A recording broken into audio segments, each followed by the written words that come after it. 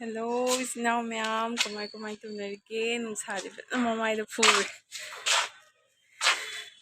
Hello ma'am, kuya mama tungda mukahana vlog talaye. Kakuya vlogs nam da ba. Now ma'am kumai tunarike. Hai kena tore uko. Nung sari fadana sadore. Nanti di orang thasi laktro bane uko. Nai tahu na masih nune ba. Masih deki hangangi exam jo haure. Nang exam hajit thilura halainya ba exam se loi khadi phaba nang singna to loi khaga di wasi sangdui ne ba loi di ngai ngasi dagi haure bani na loi basi lani ado di exam se leiba mang ge tharak chili kem tongom de na blog su namdre ba ko nang exam se leiba ni na namdre kha ku ye namda ba nusayo mama ai de sana puri ngai no sa to ku se mu holang bu mu horani ko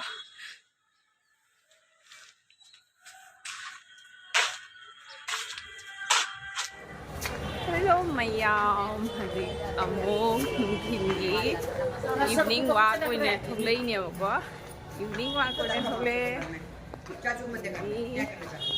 cha ton ju sigare re koi balae mayam room ma jenge ne chali ne ko jeng ne si nga thai di mayam haji lai ne ko room jenge na lai Hadi haji tama khak phangna me ko toilet are thana do single or me do de na or me ba lambi de cha na mini ado mobile de siga lambi de cha na pa ga number se khatang risk ti oya ba risk oya di ne moi siga bike thor ga lai ba sing de mobile lak pa nam toi lai ya ba ko ngarang na han jo khoi mana bi ma gi lak he kaino chapata side school manaki bazar do ai duga duduna sumaina mapana thola mobile de para block na me kiri ki jeba bike ta sari sinja pasa khang da baine ne pasa khang da baine sija hura ma ta ne ba sija school ma lai si sena david school kawi si secondary school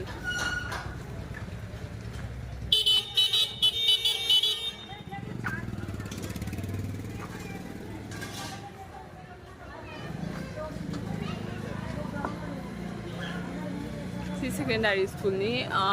akhoi angang na tam do adu do na man sin atopa side am ne ko chawi si school je secondary school ni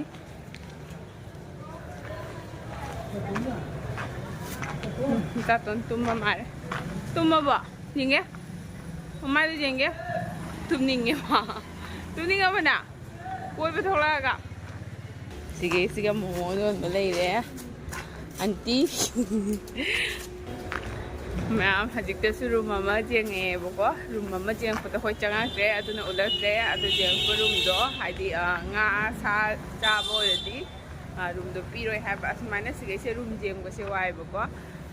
se ai jing main road ta lai boko nga sa cha bo di room se piroi na asi mathak si su ahang bole hori ne boko asi na sigara room se jam chau boko to mathak Anji main road ta dai main road singa mu mobile lock idana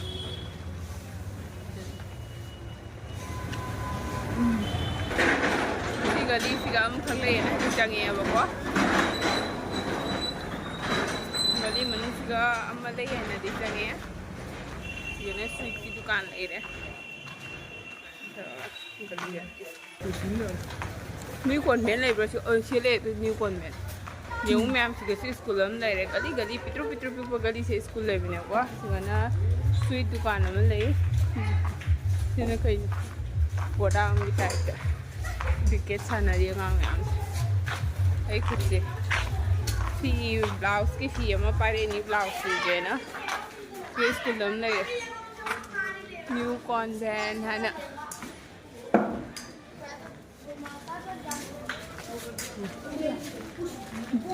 school je yang dum pikak na ne ko dum lagta change na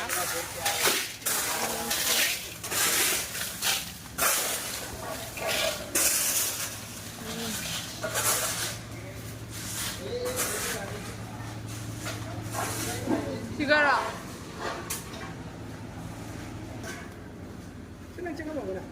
Jangan memali na. Amo kasi kale ma'am. Room से P हुआ हूँ इसके room जैसे माना उसके साथ room नहीं दिया तो गना किचन है ये चिकन हो क्या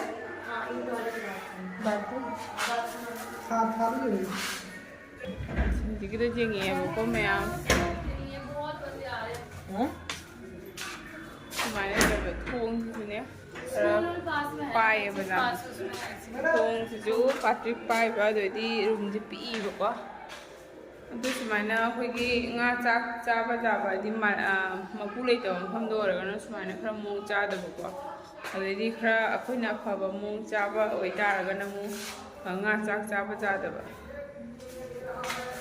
तो एक तो किताब वगैरह बहुत है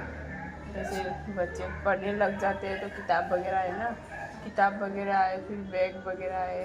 तो रह नहीं जाएंगे इसमें ये 2 कमरे है ना 2 साइड में हाँ 2 कमरा है पर ऊपर तुम रख सकते हो ना ऊपर की तो टांट है इतनी बड़ी नहीं ऊपर देखो बहुत सारे जगह एक बंदे सो भी सकते हैं इसके ऊपर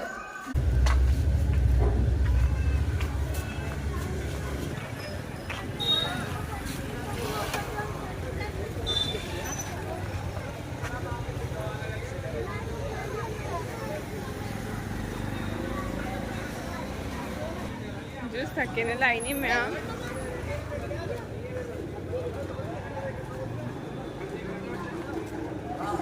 जूस के लिए चूजे फजल रह जाऊं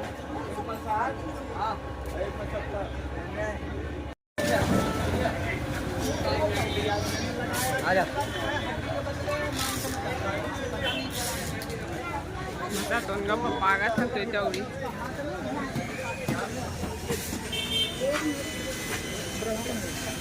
भैया बर्फ मत डालना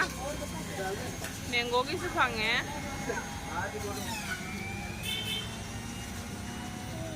मजा तो उनकी जुबी पाम्बी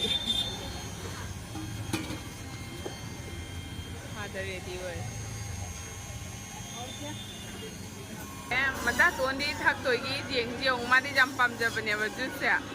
मादी तरक तर जेंग लगी इंतजार कर रहा है अखोई किसी का सेमल है बर्फ जाओ तो ममांग तो बर्फ जाओ बस सेम करे वो को बर्फ जाओ बस ये सेम करे माइस मीडियम तीन ले बस होते ने इस मुदी के काका जी वेजिटेबल ही ने तीन मी में आम जाम थंगने हेल्दी हो ये मागी प्रोसेस है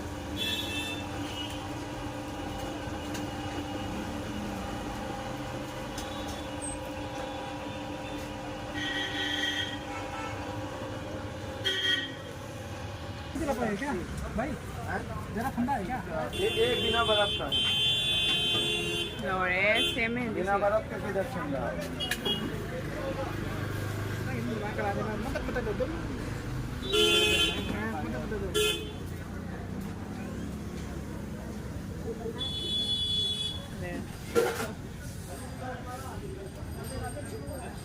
कितने काटने भाई 80 nang pada kumangkang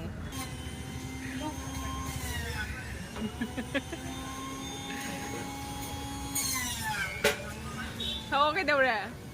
đâu rồi bà sao bà lồi đấy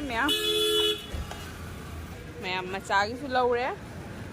thì cái này đấy khu đấy thì bột xe lâu rồi đó tadi kong kera HP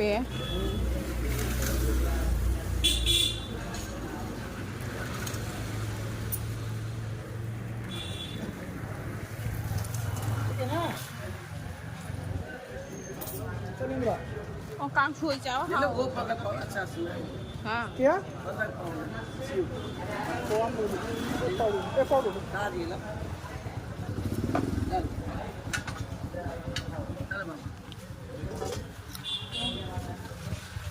बाकी है